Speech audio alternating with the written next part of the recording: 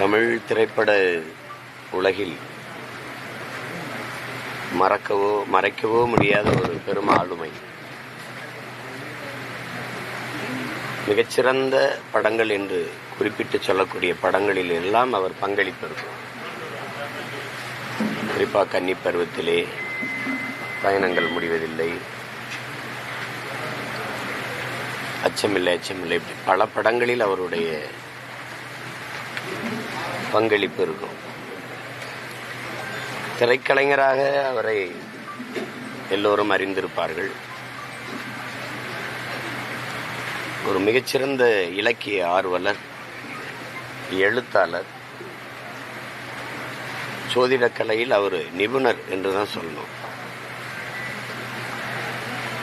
ஒரு அறிவு பெட்டகமாக நம்மோடு வாழ்ந்து கொண்டிருந்தார். அவருக்கு நெருக்கமாக பழகினவங்களுக்கு தெரியும் அது எவ்வளவு பெரிய அறிவு பொக்கிஷம்னு.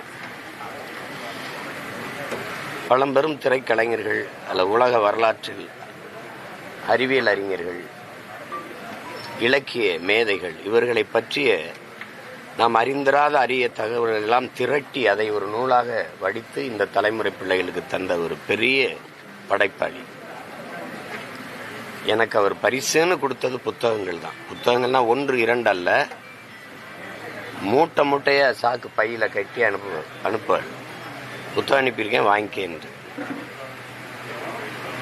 அவர் அனுப்பிய புத்தகங்களுக்குன்னு என் நூலகத்தில் தனியாக ஒரு அறை இருக்கு, ஒரு அடுக்கம் இருக்குது, அதில் வச்சிருக்கேன்.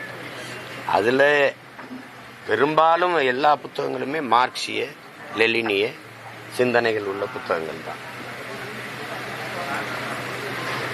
அறிவை கடன் கொடுக்க ஒருத்தனுக்கு பெரன்பு இருந்தால் தான் தருவான். அந்த மாதிரி அவர் சேமித்து வச்சிருந்த அந்த பொக்கிஷங்களை எனக்கு தன் தம்பிக்கு தந்து எனக்கு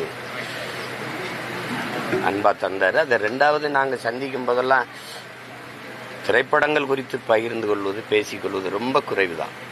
இலக்கியம், அரசியல், உலக அரசியல், இதெல்லாம் தான் அதிகமாக நாங்கள் பேசுவோம். எல்லாரோடும் இனிமையாக பேசக்கூடிய பண்பாளர் ராஜேஷ். இவரை யாருக்கும் பிடிக்காதுன்னு சொல்ல முடியாது. அவரை தெரிந்தவர்கள் அவரை நேசிக்காதவர்கள் இருக்க முடியாது. அவ்வளவு ஒரு அன்பான பண்பான ஒரு மகன். ஒரே ஒரு வியப்பு, அவர் உடல் நலம் பேணுவதில் அவ்வளவு கவனமாக இருப்பார். இப்போ எங்கள் அண்ணன் சிவகுமார், எங்கள் அண்ணன் சரத்குமார், அர்ஜுன், இப்போ எங்கள் ஐயா சைதை துரைச்சாமி, இவங்கெல்லாம் அவ்வளவு கவனமாக அந்த உடல் நலத்தை பேணுவாங்க. இவங்கெல்லாம் எங்களை சந்திக்கும் போது இப்படி இது பண்ணணும், இந்த உணவை சாப்பிடணும், இப்படி பயிற்சி எடுத்துக்கணும், இது பண்ணணும், எங்களுக்கு கவனம் செய்யக்கூடியவர்கள். அதில் அண்ணன் ராஜேஷும் வருவார். படப்பிடிப்புக்கு தண்ணீர்லாம் அவரே எடுத்துகிட்டு வந்துடுவார். இதுதான் உணவுன்னு இங்கே நடந்த வீட்டிலேருந்து எடுத்துகிட்டு வந்துடுவார். அவ்வளோ கவனமாக இருப்பார். இது எப்படி ஒரு விபத்தாக தான் நான் பார்க்குறது, எப்படி நடந்துச்சுன்னு தெரியல. அது ஒரு பெரிய அதிர்ச்சியான ஒரு இழப்பாக இருக்குது. தமிழ் இனம் ஒரு அறிவு பெட்டகத்தை, ஒரு அறிஞரை இழந்திருக்குது அப்படிதான் சொல்லணும். எவ்வளவு நேரம் வேணாலும் அவரோடு உட்கார்ந்து நாம் உரையாடி கொண்டிருக்கலாம். எது குறித்தும் பேசக்கூடிய ஒரு ஆற்றல் அவர்கிட்ட இருந்தது. இலக்கியம், அறிவியல், வரலாறு, எது குறித்தும் பேசலாம். அப்படிப்பட்ட ஒரு மகத்தான ஒரு மாமனிதரை நாம் இழந்திருக்கோம்.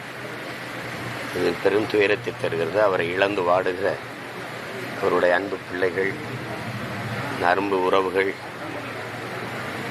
அவருடைய நண்பர்கள், திரையுலகில் அவரை ரசித்த ரசிகர்கள் எல்லோருக்கும் என்னுடைய ஆறுதல். என் அன்பு அண்ணனுக்கு என்னுடைய இறுதி வணக்கத்தை செலுத்துகிறேன்.